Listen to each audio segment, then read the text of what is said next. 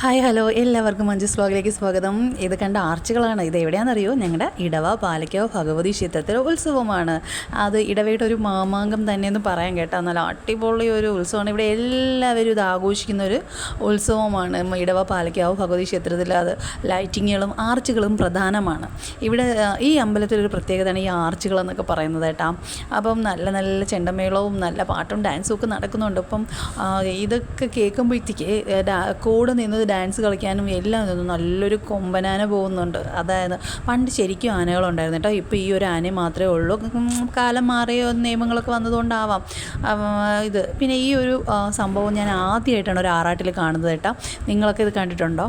എന്തോ രൂപങ്ങളൊക്കെയാണ് കേട്ടോ. പണ്ട് ഇങ്ങനെയൊന്നും അല്ലായിരുന്നല്ലോ. ഇപ്പം ഞാൻ ഈ വർഷം ഇത് ഉത്സവത്തിന് ആദ്യമായിട്ട് കാണുന്ന ഒരു ഐറ്റമാണ് ഇങ്ങനത്തതൊക്കെ.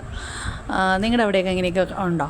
അപ്പം ഈ ഞങ്ങളുടെ ഇവിടെ ഈ പാലയ്ക്കാവ് ഭഗവതി ക്ഷേത്ര ഉത്സവത്തിന് ലൈറ്റിങ്ങുകളും ഫ്ലോട്ടുകളൊക്കെ ഫ്ലോട്ടല്ല നമ്മുടെ ഈ ആർച്ചുകളൊക്കെ ഒരു പ്രധാനമാണ് കേട്ടോ.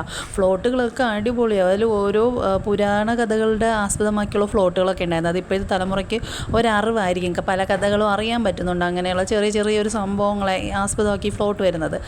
ലൈറ്റിംഗ് ഒക്കെ അടിപൊളിയായിരുന്നു. ഇത് ഞാൻ നേരത്തെ പറഞ്ഞൊരു ഫ്ലോട്ട് കേട്ടോ. ഈ ശിവൻ്റെയും ഗണപതിയുടെയൊക്കെ കഥകളൊക്കെ കുട്ടികൾക്ക് അറിയാൻ പറ്റുന്നുണ്ട്. പിന്നെ ബോയ്സ് ആണെങ്കിൽ അങ്ങ് ചില്ലാവേ അവർക്ക് ഡാൻസ് കളിക്കുന്ന ആരെയും നോക്കുന്നില്ല. അവരങ്ങ് എൻജോയ് ചെയ്യുന്നുണ്ട്. കണ്ട ഇതൊക്കെ കണ്ടപ്പോൾ എനിക്ക് തോന്നി എന്തേ പെൺകുട്ടിയൊക്കെ ഒന്നും പറ്റാത്ത അവരെന്താ ചെയ്യാത്തതെന്ന്. ഇതെൻ്റെ ഒരു റിലേറ്റീവ്സാണ്. അവരെ ഉത്സവത്തിനിടയിൽ വെച്ച് കണ്ടു. അവരോടും സംസാരിച്ചു. നമ്മൾ പണ്ട് പിരിഞ്ഞുപോയ കൂട്ടുകാരെയൊക്കെ ഈ ഉത്സവം ആകുമ്പോൾ നമ്മൾ ഇടവയിൽ കാണാൻ പറ്റും കേട്ടോ. പലരെയും ഫ്രണ്ട്സിനെ കാണാൻ വേണ്ടിയിട്ടാണ് പലരും ഈ ഉത്സവത്തിന് വരുന്നത് തോന്നാം. അപ്പം ഞങ്ങൾ അങ്ങനെ യുവധാരയുടെ ഒരു പ്രോഗ്രാം അവിടെ ഉണ്ടായിരുന്നു. നല്ല അടിപൊളി ഒരു നാടൻ പാട്ടുകളായിരുന്നു. അതും കുറേ നേരം അവിടെ നിന്ന് എൻജോയ് ചെയ്തു. സൂപ്പറായിരുന്നു. പിന്നെ ഞങ്ങളൊരു സ്പെഷ്യൽ ഉത്സവ വിഭവം വാങ്ങാൻ വന്നതാണ് കേട്ടോ.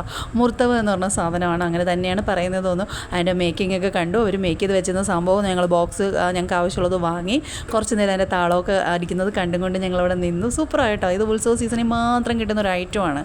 വേറെ ഒരു സമയത്തും വേറെ എങ്ങും ഇത് കിട്ടുന്നതായിട്ട് എനിക്കറിയത്തില്ല കേട്ടോ. ഞങ്ങളുടെ ഇവിടെ ഉത്സവത്തിന് മാത്രമേ ഇത് കിട്ടത്തുള്ളൂ. അതൊരു അടിപൊളി ഐറ്റമാണ്. അത് വാങ്ങാനായിട്ട് വന്നു. അപ്പോൾ ഇന്ന് ഇത്രയേ ഉള്ളൂ വീഡിയോ. ബൈ.